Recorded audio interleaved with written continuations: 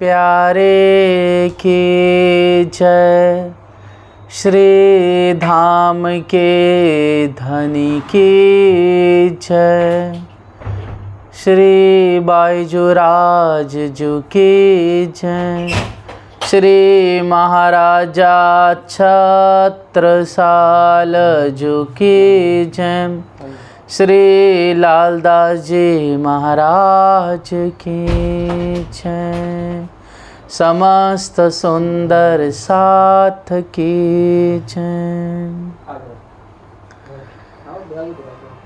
श्री वंदो सतगुरु चरण को, करो सप्रेम प्रणाम, अशुभ हरन मंगल करन, श्री देव चंद्र जी नाम। श्री देव चंद्र जी को दरसा दियो, जो है पूरन रूपा, तारतम को तत्व कहयो, हृदय बैठे सरो। श्री प्राणनाथ निज मूलापति, श्री महराज सुनाम, श्री तेज कुंवरी श्यामा जुगल को, पल पल करो प्रणाम, पियाज को पल पल करो प्रणाम।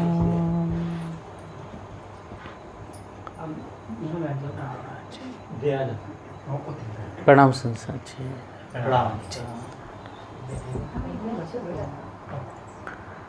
श्री महामत कहे ए मोमिनो, ए मंद सौर से बीता का, आगे औरंगा बाद की बात बड़ी बुजरका, बात बड़ी बुजरका।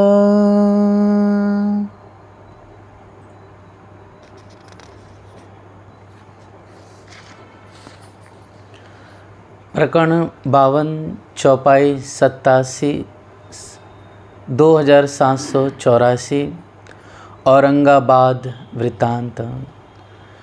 राणा के मुल्क से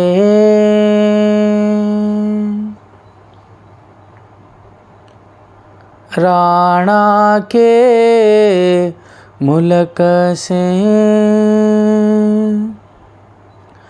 आप महामती आदि सद्गुरु श्री लालदास जी महाराज जी हम सब मोमिन सुंदर साथ को जब विक्रमी संवत 3600 पूरा हुआ और विक्रमी संवत 1737 का आरंभ भी था, तब आप महामती हादी श्री जी सभी मोमिन सुंदर साथ के संग उदयपुर से आप रामपुरा होते हुए मंदसौर पधारते हैं। इस उदयपुर के दरमियान में आप हादी को तकरीबन 4 महीने रहते हैं। आप श्री लालदास जी महाराज जी फरमाते हैं कि हम सब जब दिल्ली में थे तब जुदा जुदा हो गए थे, अर्थात बाईजुराज जी और स्वरूप दे महिलाएं सुंदर साथ जी, बाल गोपाल, ये सब अनूप शहर से आगरा आ गए थे और 12 मोमिन और कुछ अग्रणी सुंदर साथ दिल्ली में, कुछ सुंदर साथ डर के मारे दिल्ली से भाग करके पीछे हट गए थे, अपने गांव अपने शहर चले गए थे। और श्री जी जो कि कामा पहाड़ी पर थे और कुछ सुंदर साथ उनके संग थे, जिनका नाम आता है, एक निर्मल दास जी महाराज जी, मलुक चंद भाई, और दूसरे आते हैं छबील दास जी महाराज जी। तो सुंदर साथ जी सब जो जुदे जुदे थे, जब आप हादी कामा पहाड़ी से आमेर और सांगानेर होते हुए जब उदयपुर पहुंचते हैं, तो उदयपुर में जब 4 महीने रहते तो इस दरमियान में बहुत सारे मुसलमान भाइयों की जागनी होती है और बहुत सारे हिंदू भाइयों की जागनी होती है। और यही वो उदयपुर का पवित्र पावन क्षेत्र हैं जहाँ पर आप धामधनी पत्र लिख करके मुकुंदास जी को महाराज जी से भेज करके बाईजो राज्य महिला सुंदर साथ को औरंगाबाद बुला लेते हैं, यहाँ अर्थात उदयपुर बुला लेते हैं। और साथ साथ में जो 12 मोमिन सुंदर साथ है, कहाँ पर, दरबार में, जो नज़रबंद में थे, चौकी हट गई थी। उसके बाद फिर एक हवेली का हुक्म हुआ था काजी के घर के निकट, तो वहाँ से भी पत्र आ जाता है, पाती आती है कि हे धनी, अगर आपकी इजाज़त हो तो हम आ जाए, क्योंकि हमने हर प्रकार से इन्हें समझा दिया, हर एक वचन कह दिया, कुरान के हर एक प्रकार से आयतों को स्पष्ट किया। निश्चित रूप से यह जब तक इन पे सोटा नहीं लगेगा तब तक यह समझने वाले नहीं हैं। अब हमें क्या करना है, जैसा आप हमें फरमाएं। तब धामधनी तुरंत यहाँ पर पत्र लिख कर के भेज देते हैं शेख बदल भाई के हाथ कि अब आप यहाँ पर वापस आ जाइए उदयपुर। तब यहाँ पर 12 सुंदर साथ रजा मांगते हैं और फिर यहाँ पर आप सब एकत्रित होते हैं। यहाँ पर सूरत से जो गोवर्धन भाई वे भी आ जाते हैं, आहेड़ का जो सुंदर साथ है वो भी आ जाता है, और एक रस एकीकरण हो जाता है। जो हादी प्यार भरी जो चर्चा करते थे, तो जिसमें ब्रजरास का प्यारा सुख था, परम धाम राज्य के प्यार भरी जो लीला है, जो परम धाम का वर्णन है, वो उस समय तो परिक्रमा ग्रंथ अवृत्त नहीं हुआ था सुंदर साथ जी, किंतु हादी जैसे धनी देवचंद जी बताते थे वैसा आप बयान करते थे। तो यहाँ पर सब मुसलमान भाई और साथ साथ में नए सुंदर साथ जो बने और सभी सुंदर साथ आनंद में मग्न हुए। और यहाँ पर धीरे धीरे जैसे चर्चा का पूर बहने लगा, वैसे वैसे उदयपुर पूरे शहर में श्री जी के नाम का डंका बज गया और एक एक करके आने लगे। तब ये बात राणा राज सिंह को पता चलती है, वह भी अपने पंडितों को भेजते हैं। तो पंडित जाते हैं और संवाद होता है, चर्चा होती है। श्री जी भागवत के 40 प्रश्न और वेदांत के 15 प्रश्नों का जवाब पूछते, लेकिन कोई भी जवाब नहीं देते हैं। फिर श्री जी उनके जो प्रश्न है भागवत के, उसका सारा निरूपण करके बताते हैं। वो समझ जाते हैं सत्य क्या असत्य क्या, वो समझ जाते हैं कि आखिर में जो विद्याविनय बुद्ध निष्कलंक है वो और कोई निवेश स्वयं यही श्री जी साहिब जी हैं, जो फ़कीर रूप में आए हुए। यही हिंदुओं के अनुसार विद्याविनय बुद्ध निष्कलंक और मुसलमानों के अनुसार क्या है, इमाम मेहंदी है। लेकिन इन्हें ये डर रहता है, अगर हम जाके राज सिंह को, राणा राज सिंह को बता दे तो क्या हो जाएगा, हमारा रोजगार भान जाएगा, हमारी प्रतिष्ठा धूमिल हो जाएगी। इसलिए क्या करते हैं, जा करके राणा के पास जा कर के निंदा करने लगते हैं कि तो वैरागी किसी काम के नहीं है, इनका मुंह भी नहीं देखना चाहिए। इस तरह से अपशब्द कहते हैं। निश्चित रूप से लालदास जी महाराज जी ऐसे ब्राह्मण पंडितों के लिए कहते हैं कि ये इनकी गलती नहीं, इनकी जो मूल नस्ल आई हुई है वहीं से चूक हुई है, इसके लिए ये लोग भी ऐसे कर रहे हैं। जैसे ब्रह्मा जी पहले जब देवकी के गर्भ में खुद पहले तपस्या किए थे ना, 6 सागर के नाकट जा कर के, जब देवी देवता और जो पृथ्वी है गौ का रूप धारण के करके गई थी कि मुझ पे बहुत अत्याचार है, इसके लिए मैं दुखी हो, परेशानी, कुछ कृपा कीजिए। तो ब्रह्मा जी 6 सागर पे जाकर के ध्यान करते हैं। वहाँ पर उन्हें आकाशवाणी होती है कि हम स्वयं आएंगे और अपने धाम के साथ आएंगे। इसके लिए जाओ मृत्यु लोक में, और मृत्यु लोक में जा कर के वहाँ पर जो भारतवर्ष है, भारतवर्ष में उस ब्रजमंडल में हम सब वहाँ पर पधारेंगे। इसलिए ये सब बात ब्रह्मा जी देवी देवताओं को कहते हैं। देवी देवता भी सब वहाँ पर कोई पेड़, कोई पौधों का, कोई पशु का रूप धारण करके आ जाते हैं इस ब्रजमंडल में। तब यहाँ पर जब बात ब्रह्मा जी को पता ही थी, तब देवकी के गर्भ से जो स्वरूप प्रकट होने वाला था, 8वां गर्भ था, तो जाके कारागृह में जाकर के बहुत स्तुति करते, जिसका वर्णन भागवत में सुखदेव महामुनि ने 10वें स्कंद के 2-3 अध्याय में अच्छा वर्णन किया हुआ है। लेकिन वही जब श्री कृष्ण जी प्रकट होते हैं, बाल लीला करते हैं, तो भागवत के 10वें स्कंद के 14वें अध्याय में क्या होता है, यही ब्रह्मा जी जागते हैं कि देख ले कि साक्षात भगवान प्रकट होने वाले थे, तो उनका दर्शन कर लो, क्या लीला करें। तो जाते हैं, क्या है, राज जी कैसी लीला कर रहे हैं वहाँ पर, बाल गोपालों के साथ झूठा खा रहे हैं, है ना, और साथ साथ में पूरा शरीर धूल मिट्टी से पूरा ओत-प्रोत है, और बछड़ों को चरा रहे, खेल कर रहे हैं, गुलाटियाँ कर रहे हैं। ये देख कर के बहुत आश्चर्य, अरे ये कैसे है, क्या ये भगवान हो सकते हैं। तो शंका हो जाती है, तो परीक्षा लेते हैं, तो जाके कंदरा में बंद करना, ये सब देखा है हमने ना। फिर उसके बाद भगवान राज जी मतलब क्या करते थे, साक्षात उन बाल गोपालों को वैसे के वैसे ही प्रकट कर देते, जो गच्छड़े गाय है उनको वैसे कैसे प्रकट करते। तो 1 साल तक ये दिव्य लीला चलती है। और फिर क्या होता है, ब्रह्मा जी 1 साल के बाद आते हैं, तो देखते रहे ये तो बाल गोपाल वापस खेल रहे हैं, और ये सब बछड़े गाय भी वैसे के वैसे ये कंदरा में जाए, ऐसे 3 बार चक्कर लगाते हैं, और आश्चर्यचकित होते हैं। फिर गलती का एहसास होता है, माफ़ी मांगते हैं।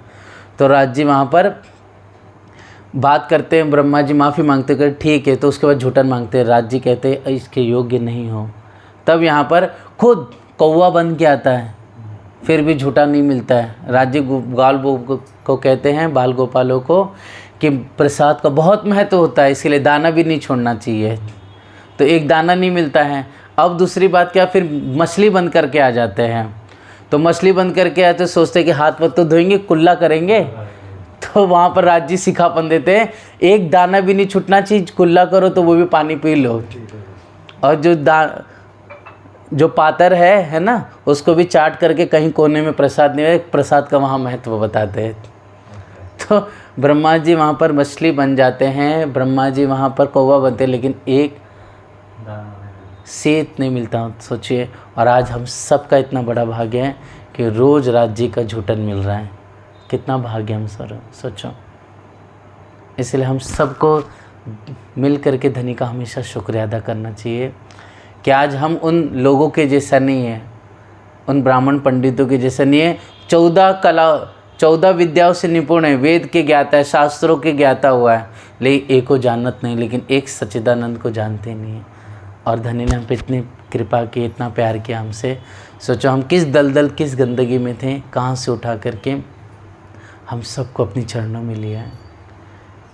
इसलिए धनी ने इतना प्यार किया। अब हमारा कर्तव्य बनता है कि हम पतिव्रता धर्म निभा करके अपने वाला जी को आनंदित करें, उनके रिझाएं। इसलिए सुंदर से जी, एक तो ये आप हादी लालदास जी दृष्टान देते हैं, दूसरा दृष्टान आप हादी फरमाते हैं कि भृगु है ना, मानसिक पुत्र है ब्रह्मा जी के, वो जाकर के क्या करते हैं, परीक्षा लेते हैं, किनकी, ब्रह्मा जी, शिव जी और फिर विष्णु की। और विष्णु भी तो ज़्यादा ही अत्याचार करते, जाकर के छाती पे मार देते, बताओ। चूँकि ब्राह्मण थे ये भी, तो इसके लिए लालदास जी महाराज जी कहते हैं कि ये इनका बड़का ब्रह्मा तो वैसे एक वो किए उन्होंने, ठीक है, ब्राह्मण होकर के भी अपना मन चाल कर करके परीक्षा लेने चले गए, और भृगु भी जा कर के भगवान की परीक्षा लेने लगे। और तीसरा कौन थे, यज्ञ करने वाले। जब आपकी उम्र कुछ तकरीबन जब 9-10 साल की थी, तब क्या हुआ, खेलते खेलते कुछ ब्रजमंडल से दूरी पे चले गए। तो वहाँ पर क्या हुआ, भूख लगी, बलराम जी, श्री कृष्ण जी और बाल गोपाल खेलते खेलते, तो वहीं पर कुछ दूरी पर ऋषि लोग थे और सब मिल कर के यज्ञ करे थे।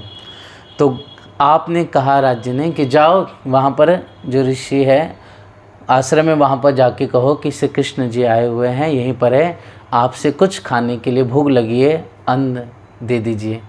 तो यह बाल गोपाल सब आनंदित होके गए, बोले कि इनका नाम लेंगे तो मतलब अपने कान्हा का नाम लेंगे तो दे ही देंगे। तो गए तो वहाँ पर स्वाहा भू भव स्वाहा इतना ही करते रह गए और सुन रहे, लेकिन कुछ जवाब नहीं दिया, अन्न नहीं दिया। वापस आ गए नाराज़ होकर के। तो कहा कि किससे मांगे? बोलते कि ऋषियों से मांगे, यज्ञ करे थे। बोले ठीक है कोई बात नहीं, ऋषि पत्नियों से चले जाओ। बोलते अब नहीं देंगे तो हम तो ऐसे हो जाएंगे और डांटेंगे चलेंगे। कह देना हमने कहा है स्वयं दे देंगे। जैसे वो जाते हैं बाल गोपाल, है ना, और जैसे ऋषि पत्नी को सुनते हैं कि श्री कृष्ण जी आए हुए हैं, कान्हा आए हुए हैं, तो जो भी यज्ञ के लिए मिठाइयाँ अन्न पकवान बनाए हुए थे सब लेकर आकर के दौड़ दौड़ के अपने प्रीतम कृष्ण के पास आते हैं और बड़े प्यार से अरुगाते हैं। तो इसके लिए आप लालदास जी महाराज जी इन तीनों का दृष्टांत दिए हैं कि सब कर्म के अधीन बहते रहे, पड़े भी तो पेट पाल ले और पाल ले कबीले। तो इन सब का दृष्टांत। तो उसी प्रकार यह जो उदयपुर में ब्राह्मण पंडित थे ये भी उसी रूप में सब समझ गए सही क्या है, लेकिन क्या अपने पेट के लिए, अपने रोज़गार के लिए, अपने झूठे ऐश्वर्य मान प्रतिष्ठा के लिए क्या हो गए, इन्होंने सत्य को ठुकरा दिया, असत्य को स्वीकार कर लिया, मतलब मोह को, दुनिया की लालच को स्वीकार किया।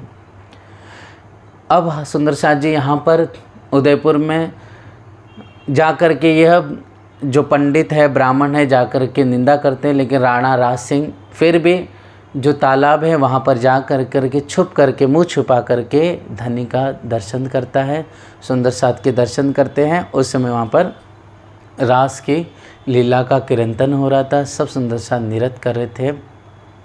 इस प्यार भरे उत्साह को देख करके जितना अंकुर था उस राणा का, वह देख करके पीछे फिरा। अब सुंदर साथ जी, चूँकि सुंदर साथ दिल्ली से आए थे और बहुत सारे मुसलमान भाइयों की जागनी कहाँ पर हुई थी? उदयपुर के बीच में हुई थी। तो कुछ सुंदर साथ के अंदर क्या हो गया था? ब्राह्मणवाद था। कुछ सुंदर साथ के अंदर क्या था? हम हिंदू है, हम पवित्र है, ये यवन है ना, ये असुर है, ऐसी भावना थी। और कुछ सुंदर साथ तो हम तो धनवान हैं, ऐसा करके जो छोटे बड़े का भेद था। इसके लिए धनी ने वहाँ पर क्या की? सबकी खंडनी की, सबको समझाया, वचन कहे, उसके बाद सबके वस्त्र बदल दिए। मतलब जो रासिक वस्त्र पहने हुए या सरगुण धारण किए वो सब उतरा करके फ़कीरी का रूप धारण किया। और फ़कीरी का रूप धारण जो हमने कल बड़े प्यार से आनंद से श्रवण किया था, है ना, कि सुंदर प्यारा महबूब का वो स्वरूप है कि धामधनी ने इस खेल में ये अद्भुत स्वरूप धारण किया, फ़कीरी का, विरक्तों का स्वरूप धारण किया। और इस फ़कीरी के रूप में क्या पहना था आप धामधनी ने?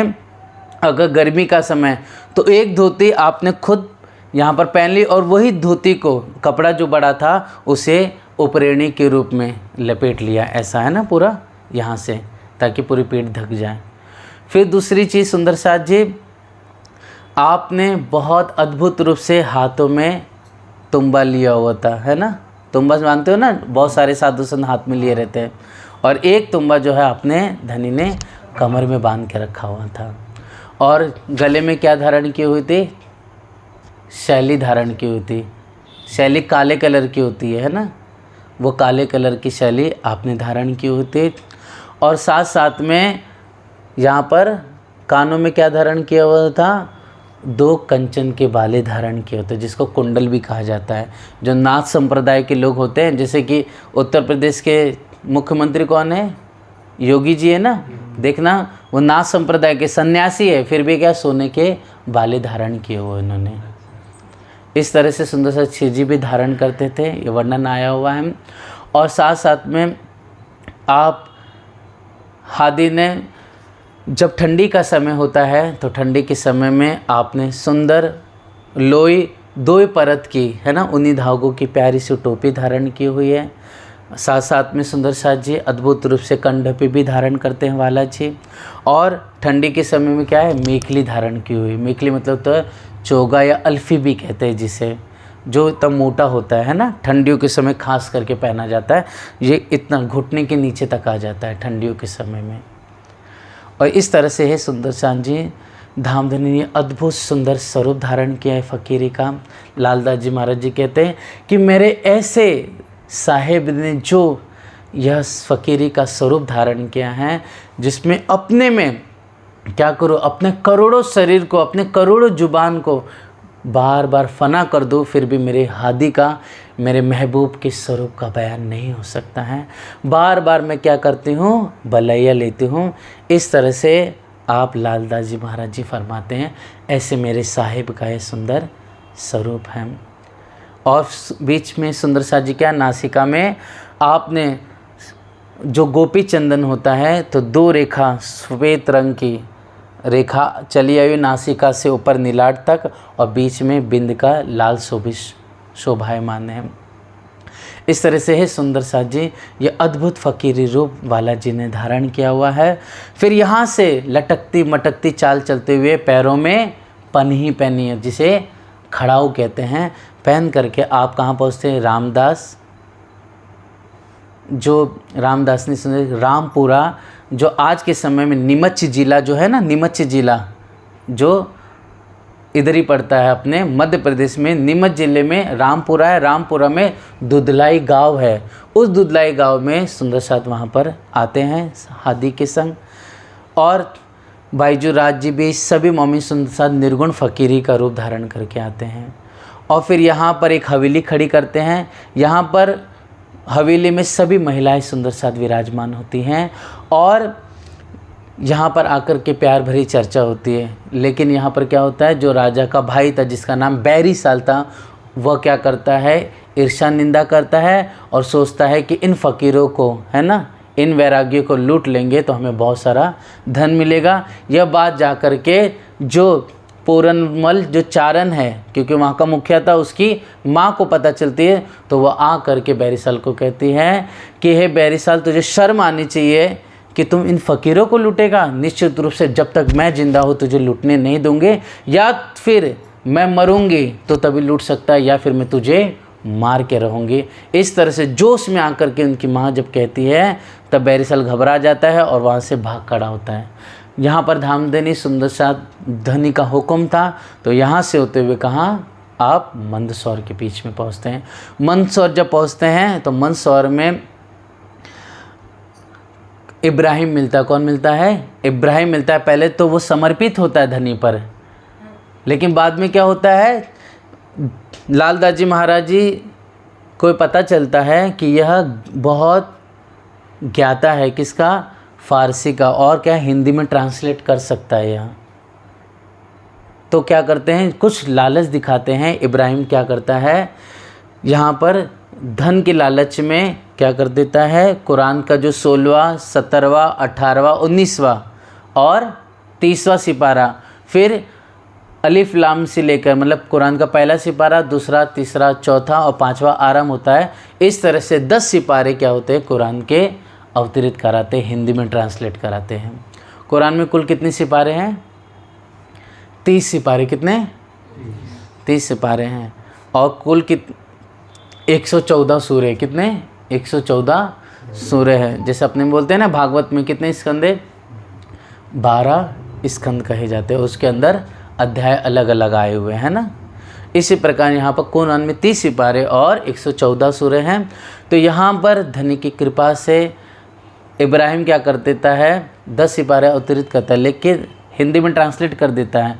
वह कहता है लालदास जी महाराज जी रात भर लिखते चले जाते हैं, और जब सुबेरा होता है तब जा कर के घर पे इब्राहिम जाता है।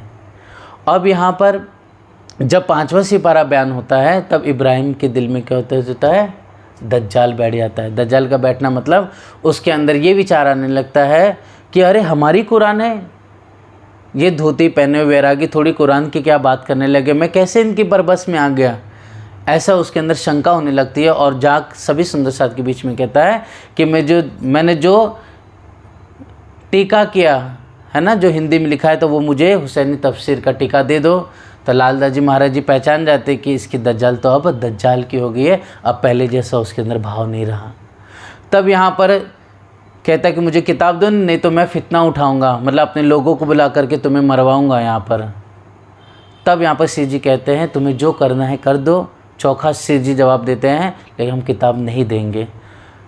अब यहाँ पर सुंदर साथ जी सब दुखी हो जाते हैं। सुंदर साथ अब यहाँ से क्या हो जाता है, इब्राहिम तो घर पे जाता है, लेकिन अगले दिन सुबह कौन आते हैं, मोहब्बत खा भाई आते हैं। कौन, मोहब्बत खा भाई आते हैं। जब ये आते हैं तो उन्हें बात पता चलती है कि इब्राहिम ने फितना उठाया है और सुंदर साथ को दुख देने की बात कही है। जब इतना गुस्सा होता है, मोहब्बत खा जाता है इब्राहिम को पहले घर पे, तो पता चलता है कि वो निकाह कराने गया, मतलब शादी कराने गया है, तो वहाँ पर अपनी ज़ुबान से गाली दे करके बुलाते हैं, निकल है इब्राहिम, कहाँ है मुर्दार। तब वहाँ पर आकर के कहता है कि इब्राहिम कि आप तो हमारे हादी हो, आप तो हमारे पीर हो, आप क्यों इतने गुस्से हो रहे हैं मुझ पर। तो कहता है कि तू क्यों दिख दिया, मेरे हादी को तूने क्यों दिख दिया, तूने पहले तो कहा था कि मैं तो उनका ग़ुलाम हूँ, है ना, मैं तो उनसे सीख ले रहा हूँ और मैं उनकी सभी करता हूँ, और आज तू मुकर गया और मेरे हादी को दुख दे रहा है। तो तुझे निश्चित रूप से रसूल की कसम है, तुझे छोड़ूंगा नहीं, तुझे आज मार ही दूंगा। इब्राहिम ने जो सुनता है तुरंत जाके चरण पकड़ लेता है, कहता कि मुझसे बहुत बड़ी गलती हो गई, मैं ऐसा कुछ नहीं करूंगा, निश्चित रूप से आप मुझे माफ़ कर दीजिए, मैं सवेरे आकर के माफ़ी मांगूंगा और कुछ नहीं करूंगा। तब यहाँ पर उससे माफ़ करते हैं, जहाँ करके फिर इब्राहिम क्या आता, अगले दिन सुबह आता है, सिर जी के चरणों लगता है और चरण छोड़ता है, नहीं कि आप मुझे माफ़ कर दीजिए, मुझसे बहुत बड़ी गलती हुई। अब यहाँ पर सब सुंदर सा से चरण पकड़ के माफ़ी मंगवाते हैं। इसलिए बहुत सारे आज भी मतलब आज के समय तो वो प्रथा नहीं है सुंदर साथ जी, लेकिन पहले के समय प्रथा कही जाती थी कि कोई सुंदर साथ या कोई ऐसा बहुत बड़ी गलती कर दे तो उसे धनी के पास आकर माफ़ी मांगनी पड़ती थी और सब सुंदर साथ के चरण पकड़ने पड़ते थे और माफ़ी मांगनी पड़ती थी कि हमसे गलती हो गई है।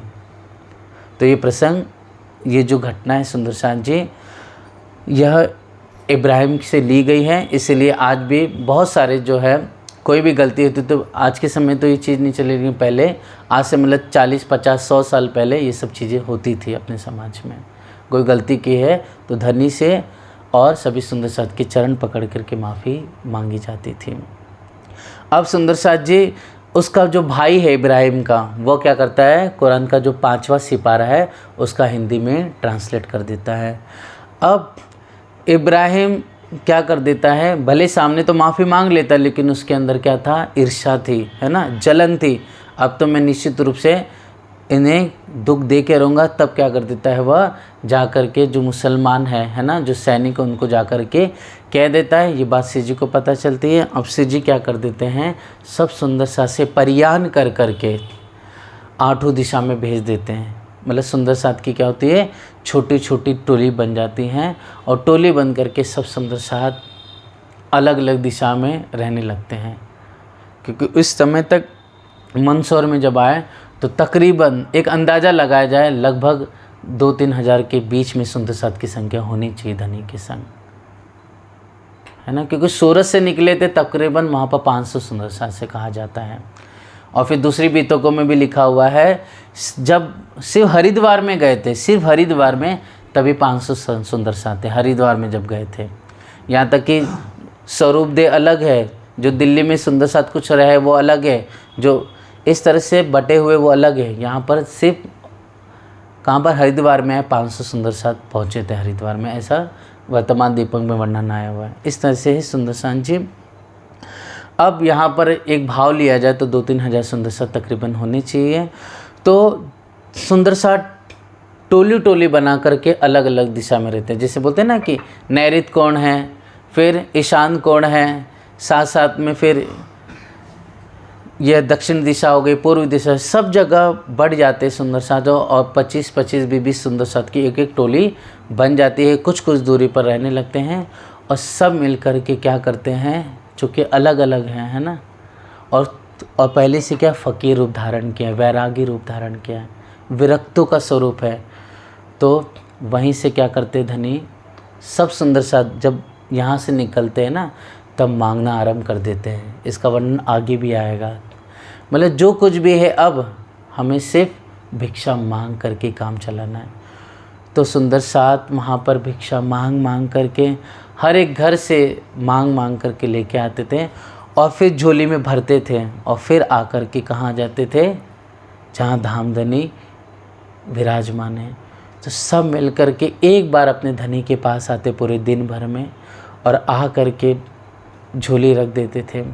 धनी बड़े प्यार से वो झोली हाथ में लेते थे और ले करके अपने हाथों से खाते थे और कहते थे किनकी झोली के है। सुंदर सा सामने आकर के प्रणाम करते और कहते कि धनी ये हमारी झोली के है। तो सुंदर सा धामधनी हंसते थे और कहते थे कि मैं आजमावत तुमको इन मंजिलों पहुँचाए, मतलब मैं बस आजमा रहा हूँ तुम्हें देख रहा हूँ कि इस समय तुम्हारे अंदर क्या अभी तक वही भावना, वही प्रेम, वही समर्पण, वही त्याग है कि नहीं, जिसका वर्णन भागवत में लिखा हुआ है, जिसकी महिमा कुरान में लिखी हुई है। सिर्फ कह देने से हम मोमिन हैं, कह देने से कि हम परम सुंदर साथ हैं, इससे नहीं। हमें अपने मान को, अभिमान को, स्वाभिमान को खोटे पे टांग करके धर्म की राह अपनानी पड़ेगी। जब तक हम सोचें कि हम ब्राह्मण हैं, हम ये सोचें कि हम धनवान हैं, हम ये सोचें हम ज्ञानी हैं, हम ये सोचें कि हम पैसे वाले हैं, हम ये सोचें कि हम उच्च कुल के हैं, तब तक हम सुंदर साथ नहीं हैं। सुंदर साथ वो है जिसमें छोटे बड़े का भेद खत्म हो जाए।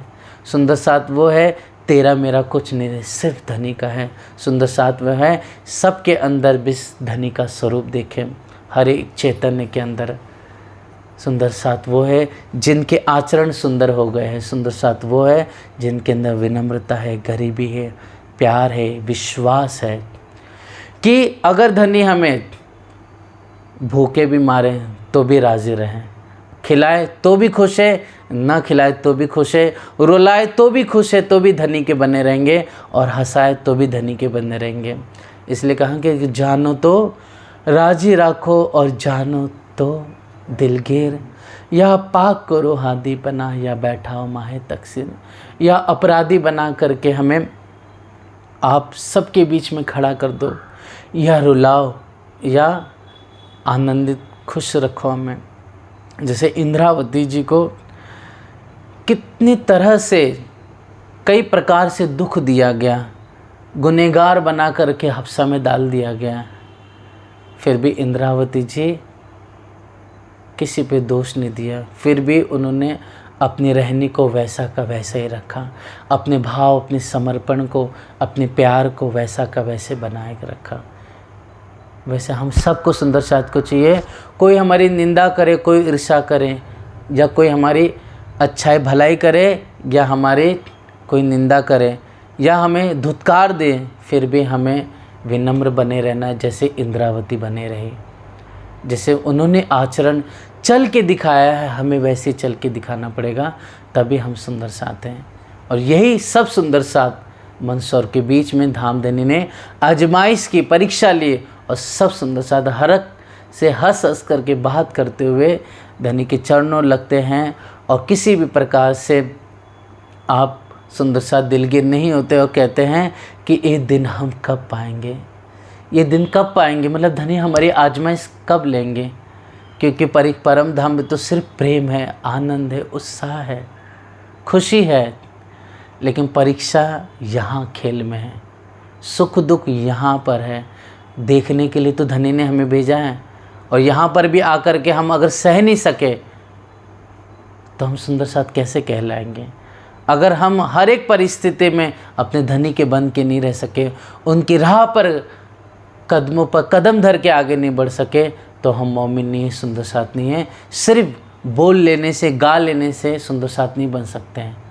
वैसा आचरण करके दिखाना पड़ेगा, वैसा हादी की राह पे चल के दिखाना पड़ेगा, तभी हम लायक होंगे परम धाम जाने के। अगर हमारे अंदर थोड़ा भी गुमान है, थोड़ा भी धन मान प्रतिष्ठा इज्जत की चाहना है, तो समझो हम कभी भी परम धाम नहीं जा सकते। यही कारण है आज तक 400 साल हुए हम बार बार जन्म लेते जा रहे हैं, और अभी भी पवित्र निर्मल नहीं बने तो वापस से एक और जन्म होगा। इसलिए कहा गया कि साथ जी साफ हुए बिना क्यों कर अखंड में अच्छे। जब तक साफ पवित्र ना होंगे, हम निर्मल नहीं होंगे, विनम्र नहीं होंगे अपनी इंद्रावती जी के से जैसा, अपने मोमिन परमहंस सुंदर साध के जैसे, तब तक हम नहीं जा सकते परम धाम। ये गाढ़ बांध के रख लेना सुंदर साथ जी। इसीलिए हम सब चाहते कि प्रेम को पालें, लेकिन प्रेम को पाने के लिए जिस राह पे से गुजरना पड़ता है, जिस कसौटी से गुजरना पड़ता है, उस कसौटी से नहीं गुजरेंगे तो प्रेम को नहीं पा सकते हैं। इसीलिए ये धर्म हमारा निजानंद संप्रदाय समर्पण का है, त्याग का है, प्रेम का है, कुर्बानी का है, विनम्रता का है, गरीबी का है। तो जैसा वाणी कहती है कि सिमहमद ईमान इशक की, शुक्र गरीबी सबर, इन विद्रोहे दोस्ती हक की, प्यार कर सके तो कर। इसलिए सबूरी भी होनी चाहिए और विनम्रता भी होनी चाहिए, प्रेम भी होना चाहिए, गरीबी भी होनी चाहिए। जब इस सब साथ में लेके चलेंगे तभी होगा। जैसे भोजन परोसा जाता है तो वहाँ पर रोटी खाने से काम नहीं चलेगा, दाल भी चाहिए, सब्जी भी चाहिए, चावल भी चाहिए, तब जाकर के भोजन में खाने से तृप्ति होती है। उसी प्रकार धनी को प्राप्त करना है तो प्रेम भी चाहिए, ईमान भी चाहिए सुंदर सा जी। ये दो सबसे बड़ी चीज़ें। लेकिन फिर भी ईमान और प्रेम तभी माना जाएगा जब आप हमारे अंदर सबूरी है, जब आप तक हमारे अंदर गरीबी है, तभी हमारे अंदर ही कहा जाएगा कि ईमान है और प्रेम है। इसलिए हे सुंदर साथ जी, ये सब मोमिन सुंदर साथ के आजमाइश हुई, सब इस आजमाइश में उत्तीर्ण हुए। और यहाँ से होते हुए सुंदर साथ जी मंदसौर में पैगाम आता है, चूँकि आप मुकुंदास जी महाराज जी को धामधनी 3 सुंदर साथ के और संग कहाँ पर, जब रामपुर आते यहाँ से औरंगाबाद भेज देते हैं राजा भाव सिंह के पास। तो यहाँ पर रामपुर से तो धनी सुंदर साथ मिलके कहाँ जाते हैं, मंदसौर आते हैं। यहाँ पर आप मुकुंदास जी महाराज जी भाव सिंह राजा को जागृत करते हैं और यहाँ पर मंदसौर के बीच में तकरीबन 8 महीने रहते हैं और पैगाम आता है। फिर धामधनी सुंदर साथ मंदसौर से होते हुए आप सीतामऊ से होते हुए उज्जैन आते हैं। उज्जैन में 22 दिन रहते हैं। तो 22 दिन इस उज्जैन में बहुत बड़ी रसोई होती है, सब मिला कर के, है ना, बहुत सारे मिल कर के कुछ सुंदर साथ भी बनते हैं और कुछ बड़े प्यार से भाव से क्या करते हैं, धनी को और उगाते हैं। तो देखिए यहाँ पर मांग मांग करके खाना पड़ रहा है। यहाँ पर बहुत 22 दिन मिल कर के सभी लोग आकर के सुंदर साथ भी बनते हैं। वो सब खीर, मालपुआ, पूड़ी अलग अलग प्रकार से धनी सुंदर साथ को तृप्त करते हैं। अब यहाँ से बुढ़ानपुर आते हैं धामधनी, और बुढ़ानपुर से आप धामधनी औरंगाबाद आए। राणा के मुल्क से आए रामपुर के ठौर, दुधलाई डेरा किया तहाँ किया दज्जाले शौर। अर्थात लालदास जी महाराज जी वापस से उस प्रसंग को शॉर्ट में कह रहे हैं। तब वहाँ से मुकुंदास को और केशवदास, खिमाई और वल्लभ भेजे भाव सिंह पास। तब राजा भाव सिंह के पास किसे भेजते, केशवदास जी महाराज जी को, दूसरा मुकुंदास जी, तीसरे वल्लभदास जी महाराज जी, चौथे खिमाई भाई। खिमाई भाई कौन थे, 12 सुंदर साथ में नाम आता है, बुंदेलखंड के खिमाई भाई थे, है ना, बुंदेलखंड के खिमाई भाई थे। 12 सुंदर साथ में इनका नाम आता है। ये भी मुकुंदास जी महाराज जी के संग चलते हैं। गए भाव सिंह के उत केशव वल्लभ बैठे दुकान। केशवदास जी और वल्लभदास जी महाराज जी दुकान पर बैठते हैं और खिमाई भाई मुकुंदास जी कहते हैं दोनों साथ में रह करके पैगाम देने का कार्य करते हैं। मतलब भाव सिंह राणा तक, उनके दरबार तक जाते हैं। क्योंकि अगर चारों एक साथ चले गए, कहीं कारण कारज बना और बंद करके अंदर रख दे तो पैगाम कौन पहुंचाएगा श्री जी तक। इसलिए आप खिमाई बाई और मुकुंदास जी महाराज जी पैगाम देने का कार्य करते हैं और छुप करके दुकान में सेवा करते हुए केशवदास जी और वल्लभदास जी ऊपर की देख रेख करते हैं कि सुंदर साथ क्या कर रहे हैं, कहीं उन पर कुछ अत्याचार न हो, जो कहीं बंद तो नहीं कर दे। ऐसा करके नज़र रखने वाले अलग थे और पैगाम देने वाले 2 सुंदर साथ अब अलग हो जाते हैं। केतेक महीने फिरे भेक राख्यो निर्गुण। कितना समय ये बताया नहीं गया है, लेकिन कहते मतलब लगभग मंदसौर में आप धामधनी 8 महीने रहते हैं, है ना। तो लगभग तकरीबन यहाँ पर 5-6 महीने पकड़ के चलिए एग्जाम्पल के रूप में कि आप सुंदर साथ यहाँ पर मेहनत करते, पुरुषार्थ करते हैं, निर्गुण होकर के पैगाम देने का कार्य करते हैं। वेदांत को पक खोजिया रहे बीच निर्गुण, अर्थात राज दरबार के चक्कर तो लगा रहे हैं, लेकिन साथ साथ में जो वेदांत के जो आचार्य है, जो सन्यासी है ना, उनके पास जा कर के वेदांत के बारे में जानते हैं। मतलब जाते हैं, वेदांत के जो आचार्य है, वेदांत क्या ज्ञान कहता है, कैसी वहाँ का लक्ष्य क्या कहता है, वेदांत का लक्ष्य क्या है, वेदांत में क्या बातें लिखी हुई, वेदांत के आचार्य क्या विचार करते हैं, वहाँ उनके पास रह कर के वेदांत के वचन को श्रवण करते हैं, उसके रहस्य को जानने का प्रयत्न करते हैं। जब लगे मूर्ख ने तब दिल में किया विचार, अर्थात बहुत मेहनत करते हैं। कहाँ पर? दरबार में जाकर के पैगाम भाव सिंह तक पहुँचा दें, लेकिन पैगाम नहीं पहुँच पाता है। क्यों? क्योंकि जो रामदास था ना, वहाँ का महंत था, है ना, वह सुना उसने चर्चा, लेकिन क्या कर दिया, उसने मना कर दिया कि आना नहीं यहाँ पर, भाव सिंह को अगर बरगलाएगा तो तुझे बहुत मारेंगे।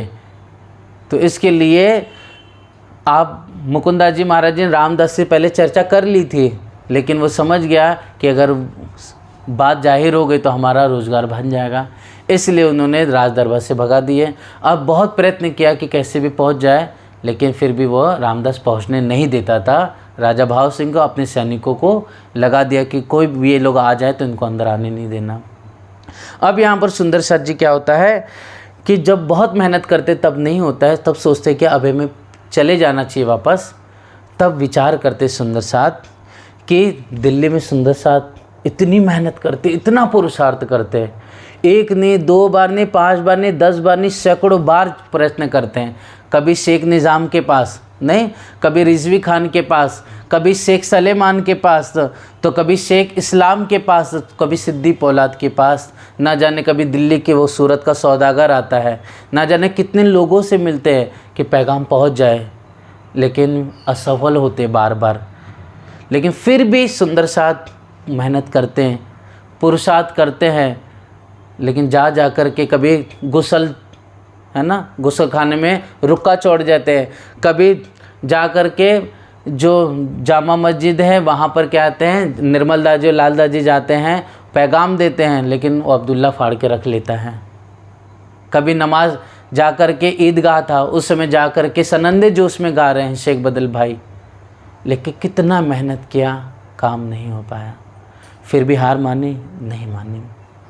इसलिए कहा जाता है ना कि असफलता एक चुनौती है, इसे स्वीकार करो, क्या कमी रहेगी देखो, सुधार करो। जब तक तुम सफल ना हो नींद चैन को त्यागो तुम, जब तक तुम सफल ना हो नींद चैन को त्यागो तुम, संघर्ष का मैदान छोड़ के मत भागो तुम, कुछ किए बिना ही जय जयकार नहीं होती, कोशिश करने वालों की हार कभी नहीं होती। बोलो श्री प्राणनाथ प्यारे की। और समस्त जो सुंदर साथ थे आखिरकार सफल होते हैं जब मुसलमान का रूप धारण करके आप जामा मस्जिद की पक्ति पर सनंदे गाते इमाम आता है और फिर बादशाह से मुलाकात होती है। तब यही विचार करते हुए सुंदर साथ सोचते हैं कि हम पीछे जाएंगे तो हम कैसे सुंदर साथ कहलाएंगे कि हम हार के आ गए, हमने पैगाम नहीं दिया। अगर हमें हादी ने भेजा है तो निश्चित रूप से काम सफल होगा, भले ही अभी सफल ना हो रहा है, लेकिन हमें पीछे हटना नहीं, हमें आगे बढ़ना है। इसलिए मैं फिरा काहे जाऊँ जनाओ जित व्यवहार, मैं पीछे कैसे लौट के चले जाऊँ, निश्चित रूप से मुझे आचरण कर करके मुझे दिखाना ही है। यहाँ पर भीख मांगे 200 रुपये, इस तरह से आप खिमाई भाई और मुकुंदास जी महाराज जी भीख मांग करके अपना उपार्जन करते हैं। और फिर सुंदर साथ जी भीख मांग के जो धन इकट्ठा होता है, वस्त्र खरीदते हैं, थैली खरीदते हैं, प्रसाद खरीदते हैं। सोचिए ये धर्म है हमारा। जागने के लिए सुंदर साथ ने भीख मांगी है, धर्म के लिए भीख मांगी है, और खुद की तो जागनी होगी लेकिन दूसरों की जागनी करने के लिए ये धर्म हमारा ऐसे नहीं खड़ा हुआ है। कितना त्याग, कितना बलिदान, कितना कष्ट, कितना पीड़ा पहुंची है सुंदर साथ और अपने हादी को, तब जाके खड़ा हुआ है। आज हमें बैठे बैठाए घर पे स्वरूप साहब है, वाणी है, और हमें उतने में भी हम त्याग नहीं कर पा रहे हैं। उसमें भी हम क्या करते हैं, कंफर्ट जोन ढूंढते हैं, आराम सुखदायी ज़िंदगी सोचते हैं कि हमें सुख मिल जाए, ये सुविधा मिल जाए, वो सुविधा मिल जाए। लेकिन ये देखिए सुंदरसा जी, धनवान, इतने ज्ञानवान, सब कुछ थे, लेकिन फिर भी पैगाम देने के लिए, अपनी हादी के राह पे चलने के लिए भीख मांगते हैं। एक ताके लिए वस्त्र, उन जो पैसा इकट्ठा था उसके वस्त्र लेते हैं और फिर थैलियाँ रेशमी थैलियाँ बनाते हैं और उसमें प्रसाद डाल देते थैली के अंदर। प्रश्न भागवत वेदांत के ले डाले थैली में एक प्रसाद की थैली कर किया मिलाप से। अब उस थैली में क्या कर देते हैं, प्रसाद डाल देते हैं और फिर जा कर के बादशाह से अर्थात भाव सिंह राजा से मुलाकात होती है। लेकिन उससे पहले सुंदरसा जी, मुलाकात होने से पहले आप लालदास जी महाराज जी एक प्रसंग जो छूट गया वो वर्णन कहते हैं कि महंत रामदास रहे तिन देखे बीच बाजार। रामदास बाजार में मुकुंदास जी महाराज जी को देख लेता है और मिलाप मुकुंदास को पहुंचाया नाले पार। मुकुंदास जी महाराज जी से पहले मिलाप हो गया था। जब ये देख लेता है कि बरगलाएंगे, ऐसा उसके अंदर ये भाव रहता है, तब यहाँ पर क्या हो जाता है, वो मुकुंदास नाले के पार पहुँच जाता है। मुकुंदास जी को खिमाई भाई को मार के दूर कर देता है, मतलब अपने क्षेत्र से दूर कर देता है, देश से निकाल देता है। जो औरंगाबाद रहेगा तो हम मारेंगे फिर, जो बदराह करे भाव सिंह को तब हम मारे दूसरी बेर। यो करके जब छोड़िया तब मुकुंदास किया विचार, दज्जाल मिलने ना देवो मैं हूँ खबरदार। अर्थात मुकुंदास जी विचार कर लेते कि दज्जाल बहुत हावी है, इसलिए हमें सावचेत होकर के रूप बदल करके किसी भी तरह से पैगाम देना है। यहाँ पर अब रूप बदल करके आप मुकुंदास महाराज जी छुप छुप करके आप चलने लगे, रहने लगे। अब यहाँ पर एक देहुरा देवी का मैं बैठूँ तीन में विचार करते हैं, क्योंकि पहले के राजा लोग जो थे देवी को हमेशा मानते थे, तो यहाँ पर देवी के पास आएंगे तो वहाँ पर मुझे मिल जाएगा, ऐसा भाव लेकर देवी के यहाँ बैठते हैं। उद्भाव सिंह आवत पाती देव हाथ से, ऐसा विचार के जाए छिप के बैठे उत। जब भाव सिंह आया पाती प्रसाद दिया तित। अब यहाँ पर भाव सिंह राजा आता है देवी के मंदिर में, तब यहाँ पर देवी जी को प्रणाम करता है, साधु संतों को प्रणाम करता है। तो आप मुकुंदास जी महाराज जी साधु संतों के रूप में थे और क्या कर देते हैं, यहाँ पर थैली देते हैं, प्रसाद देते हैं और वहाँ पर कह देते हैं, मतलब कि क्योंकि राजा को डर भी रहता है कि कहीं पर साधु के रूप में हमें कोई जहर न दे दें, लेकिन वहाँ पर क्या कर देते हैं, मुकुंदास जी महाराज जी कुछ श्लोकों का उच्चारण करते हैं और फिर धर्म की बातें कर करके वो कहते हैं कि इस प्रसाद को लेने से पहले जो कुछ मिले पहले पढ़ लेना, उसके बाद ही प्रसाद ग्रहण करना, और हम यहीं पर है, हमें यहीं पर बुला लेना, ऐसा करके कह देते। भाव सिंह निकलता है, दरबार पहुंचता है और जब वो प्रसाद खोलता है और पहले पत्र पढ़ता है, चूँकि कहा था पत्र पढ़ लेते हैं। पत्र पढ़ने के बाद पता चलता है कि ये तो कोई बहुत उच्च कोटि के विद्वान हैं, साधुजन हैं, हमें इनसे मुलाकात करनी चाहिए। तब अपने सैनिकों को भेज करके आप मुकुंदास जी महाराज जी को बुला लेते हैं। अब यहाँ पर जैसे आकर के भाव सिंह सिर चढ़ा के ले थैली उस वक़्त भीतर जाए के भीतर, मतलब अपने दरबार में जा कर के मुकुंदास जी को बुला लेते हैं। पूछी हकीकत श्री राज जी की, कहाँ हैं स्वामी कृष्णदास। वहाँ पर राज जी का नाम क्या करते, श्री जी नहीं कहते, क्या कहते हैं, स्वामी कृष्णदास। मतलब हिंदुओं के पास जाएंगे तो स्वामी कृष्णदास कहेंगे, मुसलमानों के पास जाएंगे तो क्या कहेंगे, मोहम्मद इब्न इस्लाम कहेंगे, है ना, सैयद इब्न इस्लाम कह के पुकारेंगे। तो इस तरह से आप पूछते हैं कि स्वामी कृष्णदास जी कहाँ पर है और तुमको क्यों कर भेजा, कहो दिल की, कहो अपनी दिल आस, तुम आपके दिल में क्या आस है हमें कहिए। खोल पाती पढ़ने लगा मीने प्रश्न भागवत, वहाँ जो पाती खोली भागवत के प्रश्न पढ़ने लगे और लिखे वेदांत के विचार होने लगा था। अर्थात मुकुंदास जी और भाव सिंह राणा के बीच में भागवत के प्रश्न और उसके उत्तर, वेदांत के प्रश्न उसके उत्तर में संवाद होने लगा, चर्चा होने लगी। तहाँ दज्जाल बैठा था रामदास महंत, इतिन ईर्षा के वचन के स्वरूप बेविराजत। ए दो कृष्ण बतावत, जो कहूँ ना शास्त्रों में इनका मुख न देखी चर्चा कैसी इनसे। वह दुष्ट पापी रामदास क्या कहता है राजा को कि हे राजा, आप इनका बात मत सुनिए, इस मुकुंद इन लोगों का, इस साधुओं का, ये तो गलत धर्म बता रहे, गलत राह बता रहे हैं, ये धर्म का क्या कर रहे हैं, तोड़ मकोड़ करके दो दो कृष्ण बता रहे हैं जो कि शास्त्रों में नहीं लिखा हुआ है, इसलिए शास्त्र विरुद्ध यह बातें करते हैं। तब भाव सिंह बोलिया, ऐसी काहे कहो तुम। भाव सिंह चूँकि विचार करके जो चिंतन हो रहा था, जो सुना उनके मुखारबिन से अच्छी आनंद आ रहा था, खुशी हो रही थी उनको, तब यहाँ पर भाव सिंह कहिए, ऐसी काहे कहो तुम ऐसा क्यों कह रहे हो, ये तो भला बतावत है, निज स्वरूप बतावत हम, यह तो हमें भला अच्छा ही बता रहे हैं, क्योंकि यह हमें निज स्वरूप मतलब निज श्री कृष्ण जी की स्वरूप की पहचान करा रहे हैं हम। क्योंकि भागवत में जो भी वर्णन आया हुआ है ब्रज रास का, उसके बाद जो कृष्ण लीला का, तो उसके अंदर जो तीसरा स्कंद कहा गया है, जिसमें ऋषि गौतम और जो देव होती है उनके बीच में संवाद आया हुआ है ना। तो इस तरह से उसमें 11 साल की जो लीला है अत्यंत रहस्यमयी है, एकादश है ना करके वर्णन आया हुआ है। तो 11 साल की लीला बहुत गहरी और रहस्यमयी है। दूसरी चीज़, जो श्रीधर जी हुए है ना, भगवान श्री कृष्ण के भक्त हुए और बहुत ज्ञानी थे, उन्हें श्रीधर ने जो भागवत का टीका किया है उसमें भी श्री कृष्ण के भेद बताते हुए 3 कृष्ण की बात कही गई है वहाँ पर।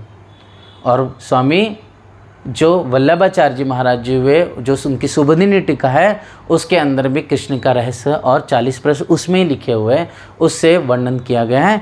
इस तरह से आप श्री मुकुंदास जी महाराज जी जब भाव सिंह से चर्चा करते हैं तो पुराण संहिता, महेश्वर तंत्र, सदाशिव संहिता और इन श्रीधर जी की किताब और सुबोधिनी टीका और भागवत का प्रमाण लेकर के एक एक करके खुलासा करते हैं।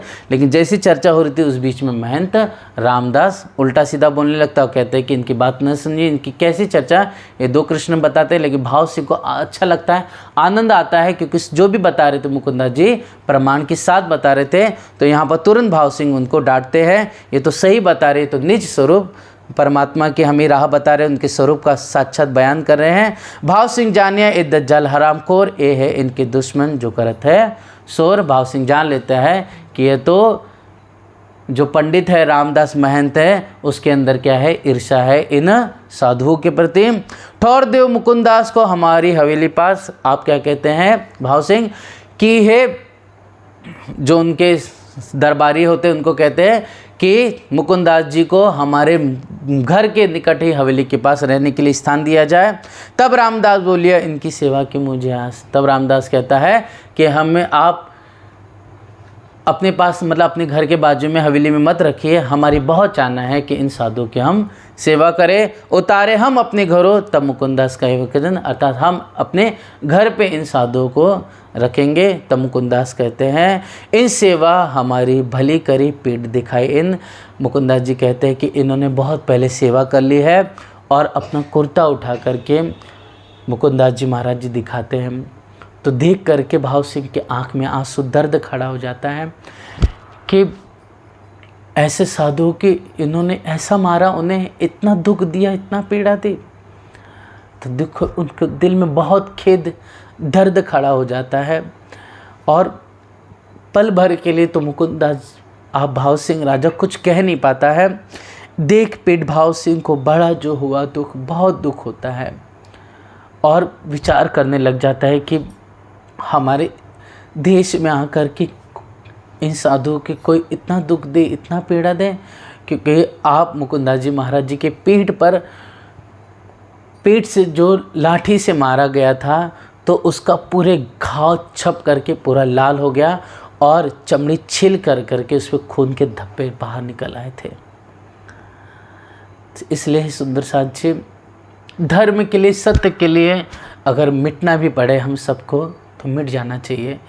क्योंकि भागवत गवाह है कि बड़े बड़े भक्त निश्चय अपने वचनों का पालन करने के लिए, सत्य धर्म के अनुसार चलने के लिए उन्होंने अपने प्राणों की परवाह नहीं की, अपने परिवार की परवाह नहीं की, अपनी पत्नी की परवाह नहीं की, अपने बच्चों की परवाह नहीं की। मोरध्वज का देखिए, अपने वचन का पालन करने के लिए अपने हाथों से अपने बच्चे को क्या कर देते हैं, पेट से चीरा करा देते हैं। सोचिए, से वचन पालने के लिए। यही वचन है सुंदर से, वचन का पालन करने के लिए हरिश्चंद्र अयोध्या राज्य को, जो चक्रवर्ती सम्राट थे, सोचिए, अपने अयोध्या राज्य को छोड़ देते हैं। वचन का पालन करने के लिए विश्वामित्र को जो वचन दिया था, धन के लिए उन्होंने भरी बाजार में, है ना, उस काशी बनारस में क्या किया था, अपनी धर्म पत्नी को बेच दिया। और कुछ कम पड़ा तो अपने पुत्र को बेचा, और कम पड़ा तो अपने आप को चंडाल के पास बेचवा दिया, शमशान की भूमि पर जा कर के वहाँ पर डोम का कार्य करने लगे। धर्म का पालन करने के लिए परीक्षा होती चली गई। आखिर में जब उनकी पत्नी सामने आई तो उनको मारने से वो पीछे नहीं हटे। बेटा आया, है ना, रोहित, उनका पत्नी तारामती लेकर आई, पता चल गया मेरा पुत्र है, फिर भी बिना किसके कि अनाज देना, कपड़ा देना और सोने का एक सिक्का देना पड़ता था, है ना, शमशान में जलाने के लिए। लेकिन फिर भी उन्होंने अपना पुत्र होने के बावजूद भी रोए बिलखे, तारामती को पहचान लिया, लेकिन पुत्र को जलाने की इजाज़त नहीं दी। आज हम सब होते हैं, थोड़े से धन के लिए अपने ईमान को बेच देते हैं, स्वार्थ के लिए, अपने मन के लिए, इंद्रियों के लिए पल भर में झूठ बोल देते हैं। लेकिन ये सुंदर साथ है जिन्हें धर्म के लिए, सत्य के लिए मरना मिटना कबूल किया, लेकिन अपने हादी की राह को नहीं छोड़ी। आज यही सुंदर साथ है जिनका हम जयकारा लगाते, यही सुंदर साथ है जिनकी हम महिमा सब मिल कर के हर साल गाते हैं। वाणी जब बोली जाती है तो इन मोमिनों का नाम आता है। यही मोमिन है सुंदर साथ जी, जिनके लिए आज भी सिपाही पद्मावती पूरी धाम में, उनके लिए जब धनी अरोगते हैं तो उनका धनी का झूठा वो कवल पर्दा खुलने से पहले उनके लिए निकलता है। इसलिए आज भी ये कटोरी सुंदर साथ जी जो राज्य अरोगते हैं, तो मुकुंदास जी महाराज जी, लालदास जी महाराज जी, ऐसे परमहंस जो सुशीला महारानी हैं, मर्दंग सिंह जी है, परमहंस गोपाल मणिदास जी महाराज जी है, भाई जोरा जी, इन सब के लिए कटोरी जाती है आज भी। क्यों? क्योंकि इन्होंने अपना तन मन धन जीव सब कुछ निछावर कर दिया। इसलिए हम सबको कितने भी हम असफल हो जाए, लेकिन सत्य की राह पे चलना है। हमारा सब कुछ मिट जाए, हम बर्बाद हो जाए, लेकिन कभी भी धर्म को नहीं छोड़ना है। यह हमेशा अपने दिल में हमें प्रण करके रखना है। हमें अपने दिल में हमेशा अपने हादी, अपने मोमिनों को याद करते हुए जीवन जीना है। नहीं तो सिर्फ गाते रह जाएंगे, कथा करते रह जाएंगे, बोलते रह जाएंगे, कभी सुंदर साथ नहीं बन पाएंगे, हम कभी मोमिन नहीं बन पाएंगे।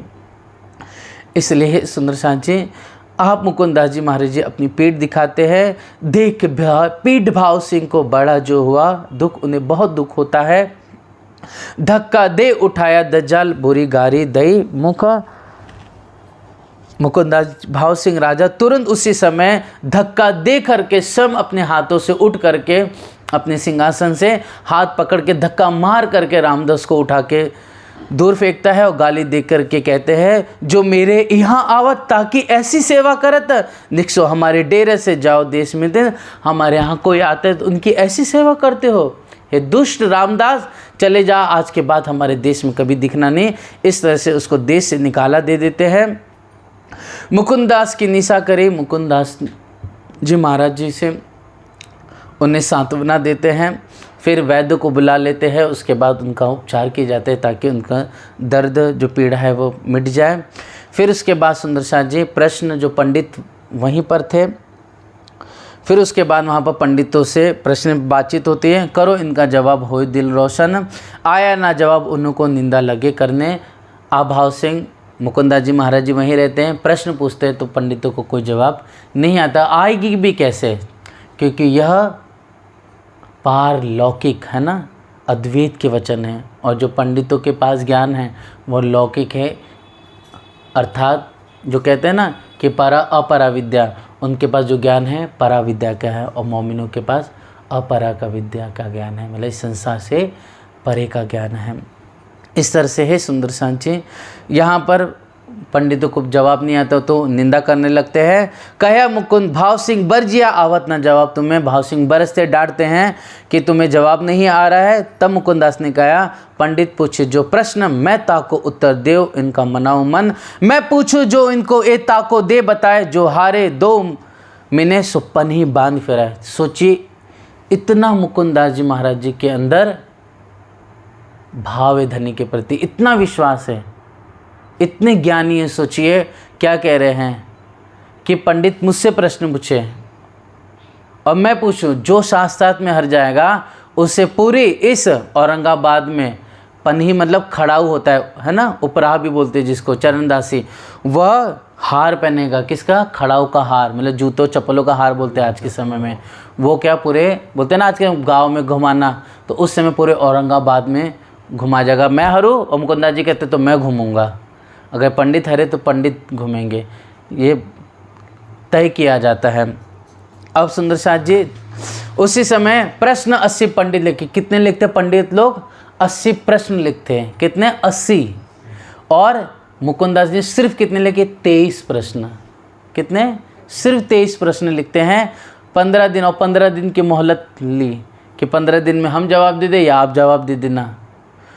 कि क्यों है हो विश्वास, 15 दिन मोहलत दी, क्यों है विश्वास। इस तरह से निष्पक्ष मतलब यह जो शास्त्रार्थ हो, इसमें प्रश्न जवाब हो, इसके लिए ये विश्वास कैसा पैदा हो, इसके लिए जो दूसरे लोग थे जैसे खिमाई भाई है ना, इसके अलावा केशवदेव वल्लभदेव पंडितों ने अपने लोगों को बुला दिया। इस तरह से वो निष्पक्ष जांच करेंगे जो धर्म ग्रंथों के अनुसार। पंडित रोज आओ पावत रुपया 10-20, तब उत्तर दो प्रश्न का, तब हम करें बख्शिश। भाव सिंह राजा कह देता है कि जो तुम 10-20 रुपया रोज पाते हो, जब जवाब दे दोगे तब हम क्या करेंगे, तुम्हें यह वापस से तुम्हारा जो रोज़गार है वापस से आरंभ हो जाएगा, तुम्हें धन वापस से मिलना चलेगा। जब तक प्रश्न का उत्तर नहीं दोगे तब तक ये धन नहीं मिलेगा आपको। मुकुंदास ने उसी दिन प्रश्न खोल किए साफ। बोलिए मुकुंदास जी महाराज जी 80 प्रश्नों का जवाब उसी दिन, 80 प्रश्न का जवाब लिख करके उसका उत्तर दे करके पंडितों को दे देते हैं। पंडित पढ़ते हैं, बोलते तो सही बात है, सही लिखा हुआ, अब क्या बोले। अब देव उत्तर हमारे प्रश्न का। मुकुंदास जी कहते हैं कि हमारे प्रश्न का उत्तर दो पंडितों, और भाव सिंह हमारा इंसाफ करेंगे। उत्तर तो आवे नहीं, उत्तर तो आए नहीं। अब दरबार हटा वहाँ से, है ना। अब रात हो गई, तब डर गए, अब अगर नहीं होगा उत्तर तो हमें तो पन्ही पहनाई जाएगी। अब डरने लगे अंदर ही अंदर, अब क्या किया जाए, और कुछ कर भी नहीं सकते मुकुंदास जी क्योंकि भाव सिंह के अब बहुत प्रिय हो गए और अपने हवेली के बाजू में स्थान दिया है। उत्तर तो आवे नहीं। तब रात को किया विचार, अब रात को विचार किया, चल आए मुकुंदास पे, सब विचार करके मुकुंदास पे आ गए, पास आ गए। कहे हम होते हैं मार, हम पे तो मार हो रही है। क्या मार हो रही है? जो स्वामी जी यो कहा कि रोटी भानु पंडितन। एक रात हुई, सोचो कितनी, एक रात हुई है, इतने में क्या हुई, इतनी लालच है पंडितों को।